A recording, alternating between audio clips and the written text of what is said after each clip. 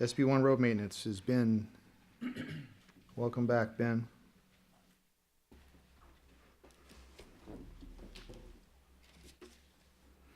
All right.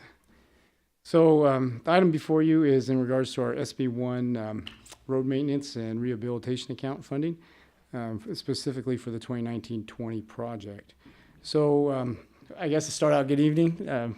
I'm your interim assistant public works director, and we have basically the item before you is procedural in nature, but it's a priority to maintain and improve our roadway conditions throughout the city while using the SB1 funds that our taxpayers have approved the last couple of years. So, a little definition: SB1, also known as Road Repair and Accountability Act of 2017, it created a gas tax and registration fees to fund infrastructure, transportation, and infrastructure improvements throughout California. Annually, there's a requirement that the city adopt a list to be submitted to the CTC, the California Transportation Commission. That's approved by council, and then we do an update annually to see if we've made progress on that or not. With that list, it doesn't restrict how the city uses them as long as they're used for road purposes. But the list does establish pretty much an action plan for where we're trying to put those dollars. So here's a little recap of SB1 funding that's coming to our city. The projection, just note that's a little bit off from the staff report, and the difference is a payment that's required back to the state, $75,000 that comes back. So the numbers, I think you see one about 1.14 and 1.1. There's a little bit discrepancy on that, but that's the money that's basically been received for 17-18. And then for 18-19 that the city's actually brought into its coffers, or we're projecting to come in. So with next year's list, we're proposing to pretty much stay with our last year's list. With that, last year we identified a long laundry list. We know the list of streets was way more than the funding available, but we put the streets on there just for future actionable items, if we wanted to do one out of order or how we prioritize them. This year, the CTC basically put some more criteria in there that they wanted to look at a 2-year window. And so we narrowed that list down to basically what's the projects that we're going to possibly work on over the next 2 years. And so with that, we've added Franklin Avenue between Pelora and Gray Avenue, and then on Bridge Street from Gray to Cooper, with those being some priority projects, and with the $300,000 for the Franklin Road being approved in last year's CIP budget. So the proposed locations are there in green. Here's the list. We've added it to the website to basically show anybody who's looking kind of where that SB1 money is going to go to. And with that, I'd be happy to answer any questions regarding SB1 and the establishment of the list of the CTC. Through the mayor, Ben, again, I don't know roads like you know roads. Are these pretty much complete tear downs and rebuilds, or is this something in between that? So the SB1 money you could use for anything, really. You could use it for the guy that goes out and fills potholes. For these two particular projects, they are proposed to be pretty much full reconstruction. The Franklin Avenue project, we're proposing to save the pavement where we can. We're putting in some new utilities with some new storm drain and extending the sewer line to make sure we don't have to dig it up in the future. And then we'll grind portions of it to save it and add on to it so we're going to save a little bit of this asphalt that's out there.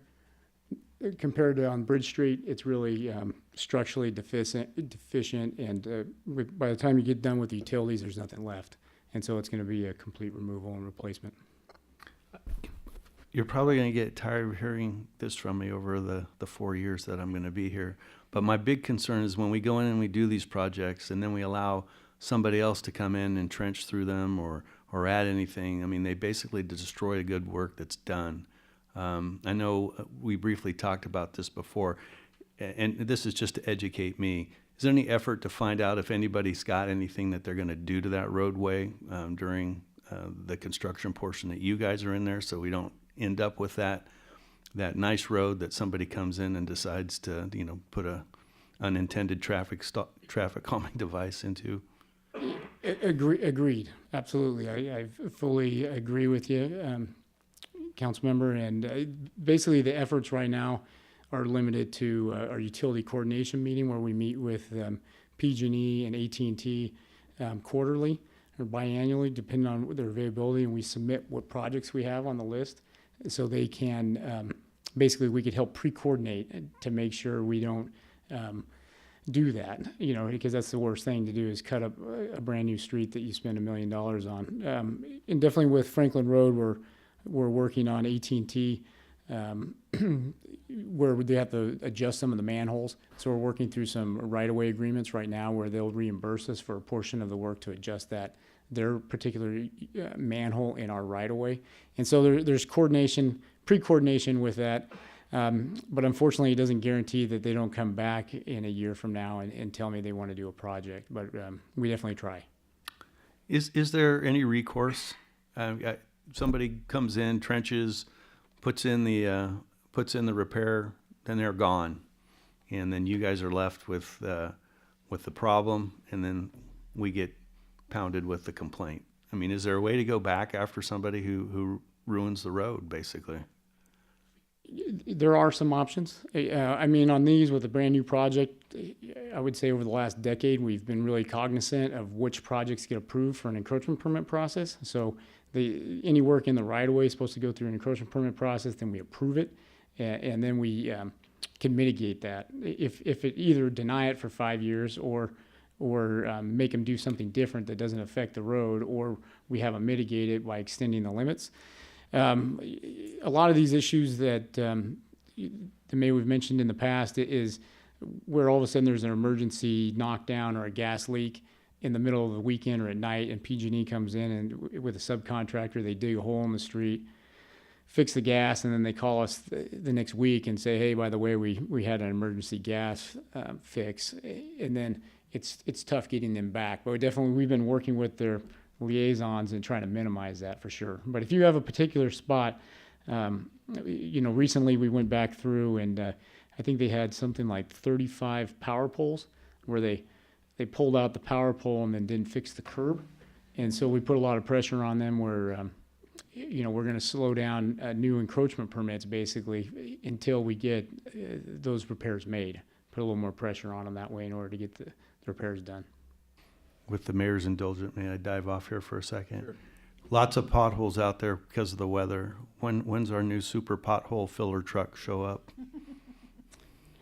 I got some bad news on that, but I didn't mean to ask that. Internally we're pretty disheartened too. But my understanding from the streets division is that the back order on that international truck frame is anywhere up to a year to 2 years, and so we're pushing hard at looking at options to. We're looking at switching vendors and switching different options, but it's a little ways out. Thank you. Well, not thank you, but thank Yeah. you.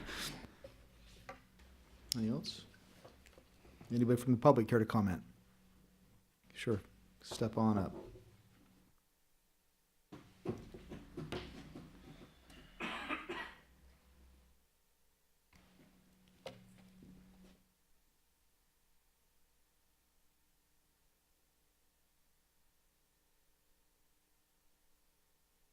Field trainer. I think we all acknowledge the fact that we don't build roads anymore. We do make potholes. The question I have is that what does it cost us to fill a pothole? Ben, if you happen to have that information handy? That's a bad one. But Phil, I would think it would depend on how big it is and everything else. no, And I've seen 3 or 4 people fill one pothole. So I when I drove by and saw it, I thought, Jesus, all right, good money here. all right. We'll answer the question as best we can. Just a respectful reminder, Phil, it's a comment, not a question and answer. All right?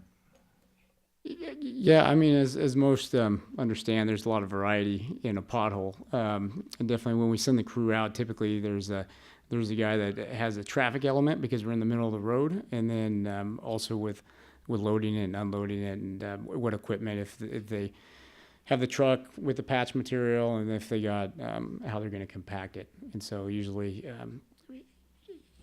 unfortunately, it does usually look, for that shovelful, but usually we try to coordinate to make it as efficient as possible, so we hit as many shovelfuls as possible at one time. But there's that element with traffic safety and just the equipment out there. Thank you. Anybody else care to comment? Nope. All right. We can So, for action. I'd like to make a motion to SB1 Road Maintenance Rehabilitation Account Project List for 2019 and 20, A and B.